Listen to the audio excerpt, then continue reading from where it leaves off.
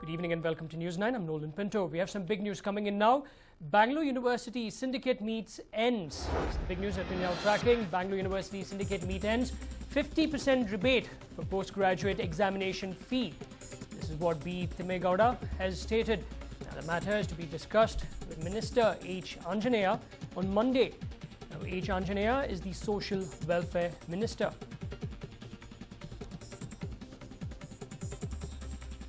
Well, from on this, I'm joined by my colleague Arun. Arun, can you give us more information on this?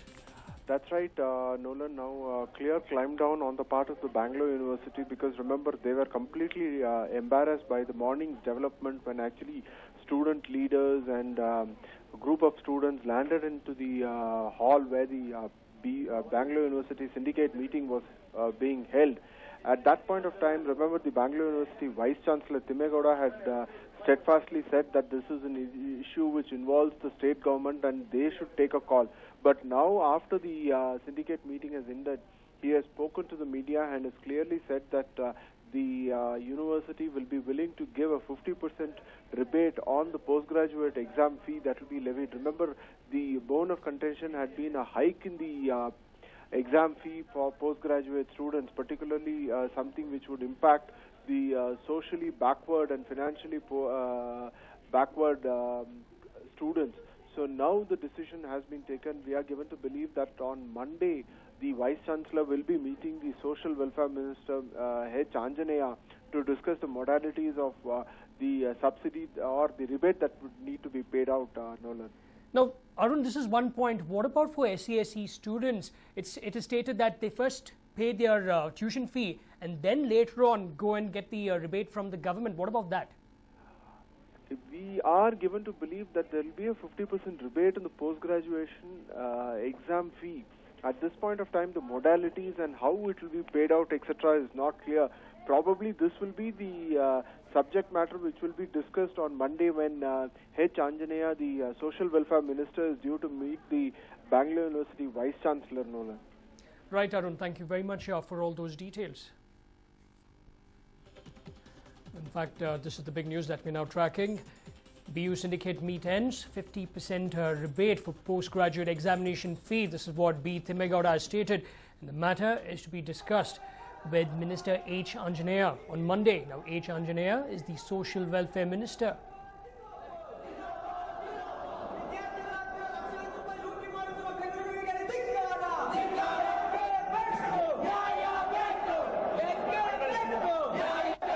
In fact, this morning, students belonging to various organizations stormed the syndicate or the BU syndicate meeting that was being held at in the premises of Central College. They stated that the examination fee should not be hiked. Now, the students were complaining that the examination fee was hiked from 165 odd rupees to around 2,000 odd rupees.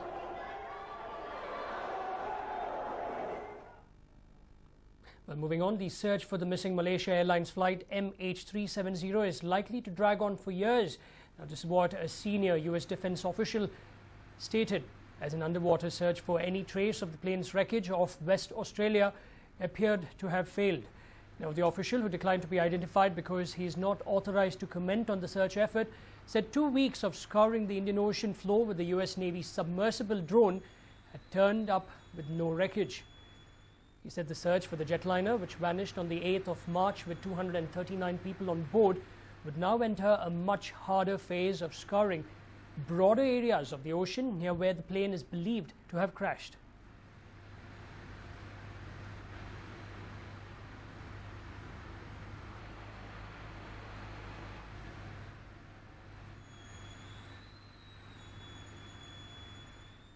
In fact, the search for the missing Malaysia Airlines flight MH370 is likely to drag on for years, said a senior US defense official, as an underwater search for any trace of the plane's wreckage off West Australia appeared to have failed. Now, the official, who declined to be identified because he is not authorized to comment on the search effort, said 2 weeks of scouring the Indian Ocean floor with the US Navy submersible drone had turned up no wreckage. He said the search for the jetliner, which vanished on the 8th of March with 239 people on board, would now enter a much harder phase of scouring broader areas of the ocean near where the plane is believed to have crashed.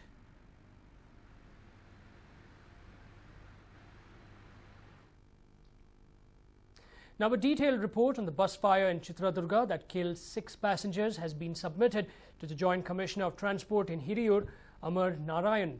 Now, the detailed report states that the bus lost control at high speeds and rammed into a nearby temple and then toppled to its right.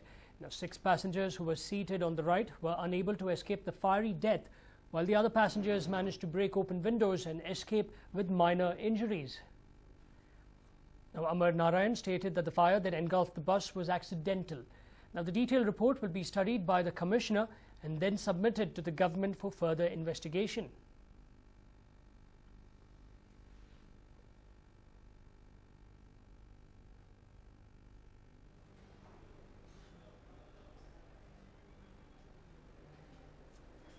In fact, a detailed report on the bus fire in Chitradurga that killed 6 passengers has been submitted to the Joint Commissioner of Transport in Hiriyur, Amar Narayan. Now, the detailed report states that the bus lost control at high speeds and rammed into a nearby temple and toppled to its right. Now, 6 passengers who were seated on the right were unable to escape the fiery death, while the other passengers managed to break open windows and escape with minor injuries. Now, Amar Narayan stated that the fire that engulfed the bus was accidental. Now, the detailed report will be studied by the Commissioner and then submitted to the government for further investigation.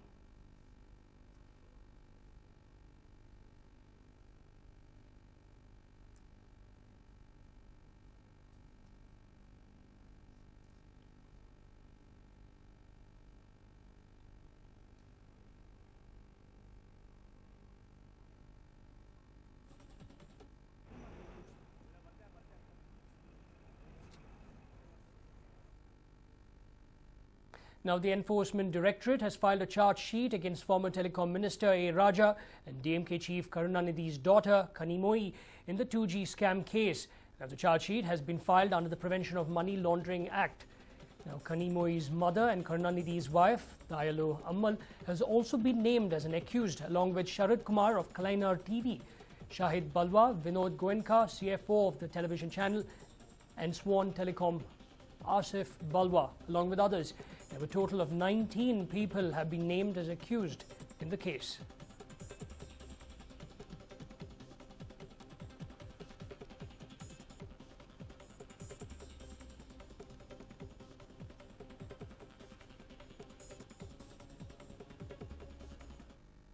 See, today this enforcement directorate official had come. It is not a charge sheet. First of all, let me clarify. It is a complaint which is filed under PMLA Act. There is no provision of filing a charge sheet. There is a provision for filing a complaint. So the complaint has been filed by one joint director, Mr. Himanshu Lal. So he is not a first informant. He is a complainant as per the Act. So this complaint has been filed for the offence under Section 3. Prevention of Money Laundering Act, which is punishable up to 7 years. And they have made 19 people as an accused.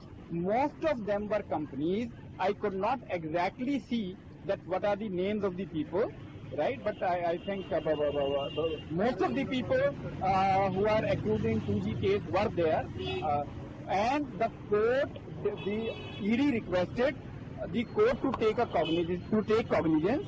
But the judge refused. He said that because you have brought a lot of documents, I want the time to consider the same. So he has given the time for the consideration of the same and further arguments on cognizance on 30th April at 2:30 p.m.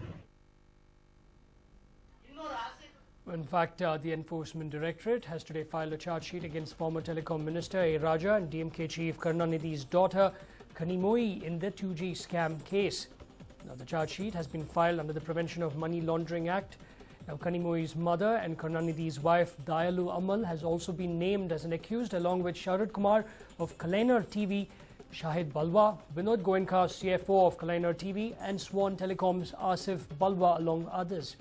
Now, a total of 19 people have been named as accused in the case. Now, the Supreme Court today delivered the verdict on 7 convicts in the Rajiv Gandhi assassination case. It is said that they cannot be released prematurely by the Tamil Nadu government. Now, the court said that the matter will be heard by a larger constitutional bench. Now, on the 18th of February, the Apex Court had commuted the death sentence of Murugan, Santan and A.G. Periravalan on the grounds of 11 years delay in deciding their mercy plea by the centre. And besides the three, Nalini, Robert Pius, Jay Kumar and Ravi Chandran were the other four convicts whose release was decided by the Tamil Nadu government. Now, on the 19th of February, Tamil Nadu Chief Minister J. Jayalalitha announced their immediate release from prison prematurely by invoking provisions of the Code of Criminal Procedure. Assailing the decision, the centre rushed to the Supreme Court, which stayed their release on the 20th of February. It had also rejected the centre's submission that there was no unreasonable delay in deciding their mercy plea, and the condemned prisoners did not go through agonizing experience as they were enjoying life behind bars. Now, in what is to be a huge blow to the TRS ahead of the crucial elections, a CBI court in Hyderabad today ordered a thorough probe into the assets of the party's Supremo, K. Chandrasekhara Rao. Now, issuing directions to the CBI to this effect, the court asked the investigating agency to also probe the assets of actress turned politician Jaya Shanti and KCR's nephew, K. Harish Rao. Now, the sensational ruling of the CBI Special Court came on a petition filed by a Hyderabad-based advocate named Balaji Vadera. Now, responding to the petitioner's plea, the court directed the CBI to file a first information report, or an FIR, and submit the status report on its investigation from time to time. The petitioner approached the designated court based on a spate of accusations made against KCR in the past by former TRS leader Raghunandan Rao. Now, Rao, a senior advocate himself, is currently with the Congress party. The petitioner alleged that KCR has amassed massive ill-gotten wealth in the guise of the separate statehood movement for Telangana since 2001. He said that KCR's estranged sister in politics, Vijaya Shanti too, had an equally key role to play in illegal money. Now, Vijaya Shanti is now contesting from Medak Assembly seat on a Congress ticket after being unceremoniously expelled from the TRS.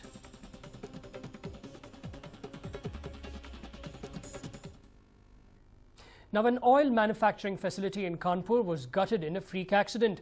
The manufacturing unit, registered under Vaibhav Factories, caught fire for reasons unknown.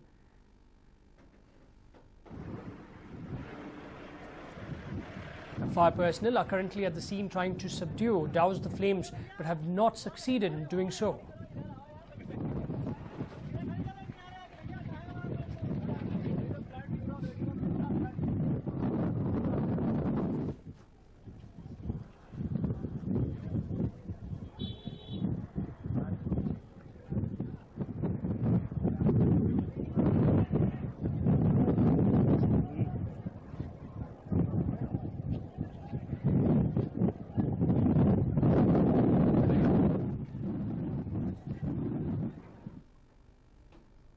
Well, in the latest controversy to hit Sandwood, director of the critically acclaimed movie December 1, P. Sheshadri, has been accused of plagiarism. Now, director Om Prakash has stated that P. Sheshadri has copied his script for the film December 1. Now, Om Prakash is the son of former minister V.T. Lalitha. December 1 is a hard-hitting tale of a poor family in a village that gets enmeshed with the crooked ways of politicians and has been declared best Kannada film for the year 2013. Now, the film's director, P. Sheshadri, and producer Basant Production will get a Rajat, Kamal and also 1 lakh rupees each. Now, this was announced by a 11-member jury of the National Film Awards. Now, Sheshadri also won the Best Original Screenplay Writer Award for his work.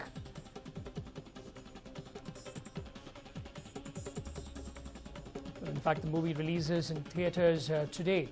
Now, Om Prakash has demanded stern action.